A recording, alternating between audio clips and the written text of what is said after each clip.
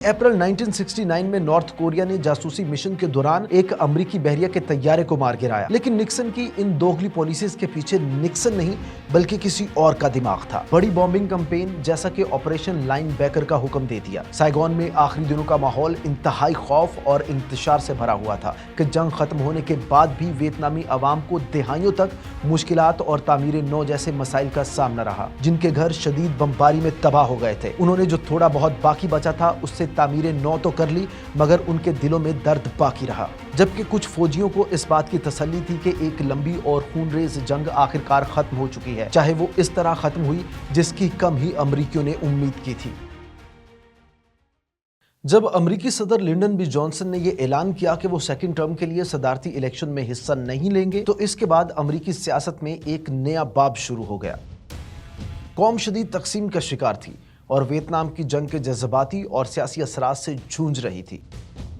नवंबर 1968 में Republican party के उम्मीदवार रिचर्ड निक्सन ने पीस विद ऑनर का नारा लगाकर सदारती इलेक्शन जीत दिया और वादा किया कि वो मुल्क में नज्म ज़ब्त बहाल करेंगे और वियतनाम वार में फंसे हुए थके हारे अमेरिका के लिए इज्जत के साथ अमन हासिल करेंगे। डेमोक्रेट जॉनसन की हुकूमत के बाद रिपब्लिकन निक्सन की जीत ने वियतनाम वार के हवाले से अमरीकी रवैये में तब्दीली की निशानदही की, जो वियतनाम में अमरीकी मुदाखलत और हिकमत अमली को नए सिरे से तरतीब देगी। निक्सन के ओहदा संभालने के साथ ही वाशिंगटन और वियतनाम के मैदान जंग में दोनों जगह माहौल तब्दील होने लगा। इस एपिसोड में हम वियतनाम वार के ड्रामाई आखिरी सालों का जायजा लेंगे, जहां कभी पूरे न होने वाले वादे, मायूसी, मकाराना साजिशें और अमन की बेरहम तलाश इस तरह उलझे हुए थे कि दुरुस्त फैसलों का अंदाजा लगा पाना इंतहाई मुश्किल था।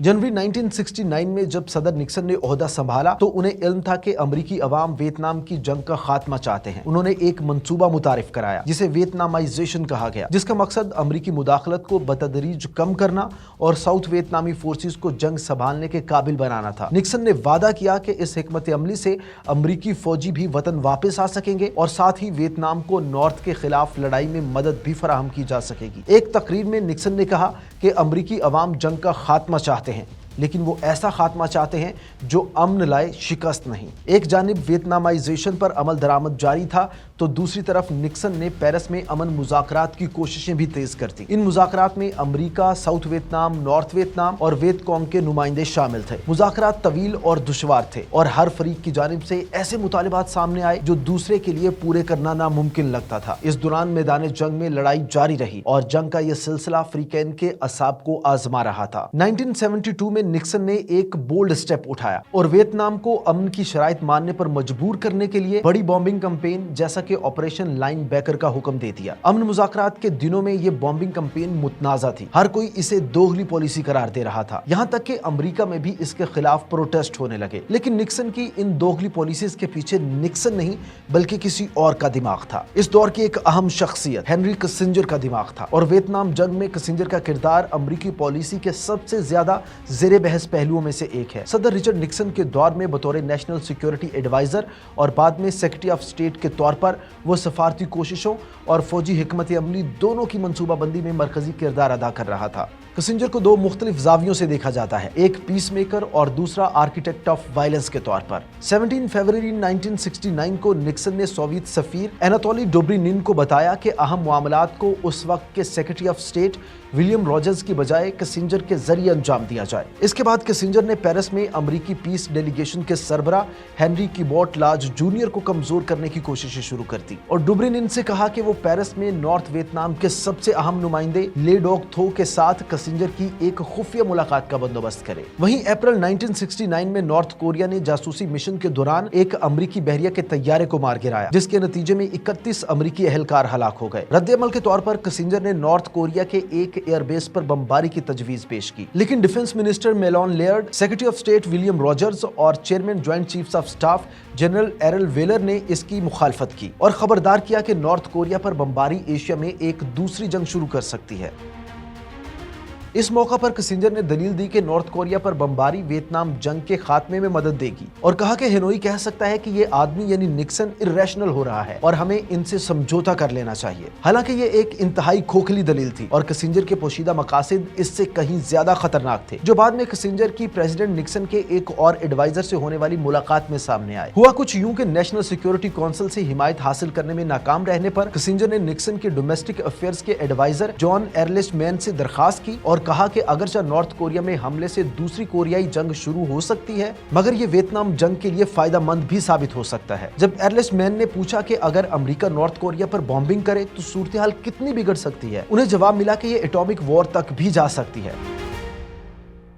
एर्लिस्ट मैन को लगा कि किसिंजर अपने thick German accent, academic titles और एक सीनियर सदारती मशीर की हैसियत से बेरहमाना खारजा पॉलिसी की वकालत के साथ 1964 की डॉक्टर स्ट्रेंजलोव की ब्लैक कॉमेडी के मरकजी किरदार की तरह लगता है। इसके बाद एर्लिस्ट मैन ने निक्सन को नॉर्थ कोरिया पर हमला न करने का मशवरा दिया, जो मंजूर कर लिया गया। जबकि इसके बाद अप्रैल 1969 में किसिंजर ने एक और मंसूबा तैयार करने पर जोर दिया, जिसे ऑपरेशन डक हुक कहा जाता है, जिसके तहत अमेरिका के नॉर्थ वियतनाम पर दोबारा बमबारी और मुमकिना तौर पर जोहरी हथियारों के इस्तेमाल का इम्कान था। वहीं दूसरी जानिब किसिंजर जंग के खात्मे की शदीद सफारती कोशिशों में भी मसरूफ नजर आता था। इन मुज़ाकरात का मकसद जंग बंदी और अमरीकी अफवाज की वापसी को यकीनी बनाना, जबकि साउथ वियतनाम में नॉन कम्युनिस्ट हुकूमत को बरकरार रखना था। बाद में नॉर्थ वियतनामी हुक्काम के साथ किसिंजर की खुफिया मुलाकातों को 1973 के पेरिस पीस अकॉर्ड तक पहुंचने में अहम करार दिया गया और इसी बुनियाद पर किसिंजर और नॉर्थ वियतनामी नेगोशिएटर ले डूक थो को नोबेल इनाम दिया गया। लेकिन थो ने नॉर्थ और साउथ वियतनाम के दरमियान कंफ्लिक्ट के मुकम्मल तौर पर खत्म न होने की वजह से इनाम लेने से इनकार कर दिया। किसिंजर स्ट्रेटजी की डार्क रियलिटी मिलिट्री ऑपरेशंस में बड़े पैमाने पर इजाफे की शक्ल में सामने आई। किसिंजर ने ऑपरेशन मेनू की हिमायत की, जो 1969 और 1970 में कंबोडिया में किया गया, जिसमें वियतकॉन्ग की मुश्तबा पनाहगाहों पर खुफिया बमबारी की गई, जिसका मकसद सप्लाई के रास्तों को रोकना था, मगर इससे ये जंग वियतनाम की सरहदों से बाहर फैल गई। इन खुफिया बॉम्बिंग्स का जब इंकिशाफ हुआ तो इसने अवामी गुस्से को जन्म दिया, क्योंकि इस अमल से अमेरिकी कांग्रेस को नजरअंदाज किया गया था और अवामी जज्बात की भी नफी की गई थी, जो जंग के खात्मे की बात कर रहे थे। किसिंजर के दौर में सबसे ज्यादा तनकीद का निशाना बनने वाली मुहिम दिसंबर 1972 की क्रिसमस बॉम्बिंग थी, जिसे ऑपरेशन लाइन बैकर 2 भी कहा जाता है। ये 12 दिनों तक नॉर्थ वियतनाम, खास तौर पर हेनोई और हाईफोंग की बॉम्बिंग पर मुश्तमिल था, जिसका मकसद नॉर्थ वियतनाम को मुज़ाकरात की मेज पर वापस लाना था। लेकिन इसके नतीजे में इंफ्रास्ट्रक्चर और इंसानी जानों के ज़िया की कीमत बहुत ज्यादा थी, जिसकी वजह से बहुत से लोगों ने इसे गैर जरूरी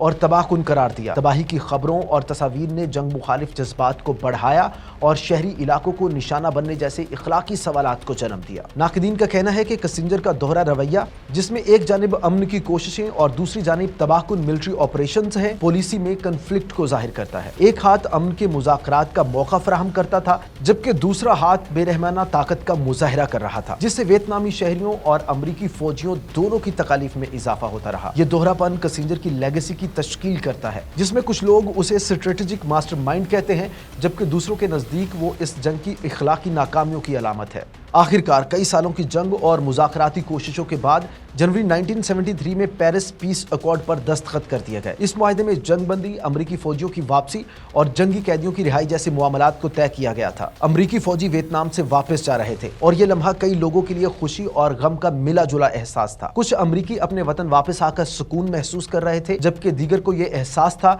कि उनकी कुर्बानियां रायगां गई हैं। वियतनाम में अमरीका का तवील और तकलीफ दे बाब खत्म हो रहा था, मगर वियतनामी अवाम के लिए ये कहानी अभी खत्म नहीं हुई थी। आने वाले साल साउथ वियतनाम के लिए नए चैलेंजेस ला रहे थे, खास तौर पर जब उन्हें नॉर्थ वियतनाम की बढ़ती हुई ताकत का सामना करना था, और वो भी अमरीकी मदद के बगैर। जंग के आखिरी सालों में हालात इंतहाई नाजुक मोड़ पर पहुंच गए थे। 1973 के अमन मुआहिदे के बावजूद नॉर्थ और साउथ वियतनाम के दरमियान लड़ाई जारी रही। 1975 तक नॉर्थ वियतनामी अफवाज ने ताकतवर और मुनज़्ज़म हमला शुरू कर दिया। उनका मकसद वाज़ेह था, साउथ के कैपिटल साइगोन पर कब्जा करना और अपनी शराइत पर जंग का खात्मा करना। साउथ वियतनामी फौज जो कमजोर हो चुकी थी और मुकम्मल अमरीकी हिमायत से महरूम थी, आगे बढ़ती हुई नॉर्थ फौजों को रोकने में मुकम्मल तौर पर नाकाम नजर आ रही थी। साइगोन में आखिरी दिनों का माहौल इंतहाई खौफ और इंतशार से भरा हुआ था। खानदान अपना सामान समेट रहे थे, इस उम्मीद पर कि वो वक्त रहते यहाँ से फरार हो सके। उस वक्त में अमरीका नवाज साउथ वियतनामी लोगों की कहानियां एक अलग ही मायूसी की तस्वीर पेश करती हैं। लिना, एक नौजवान माँ, याद करते हुए बताती है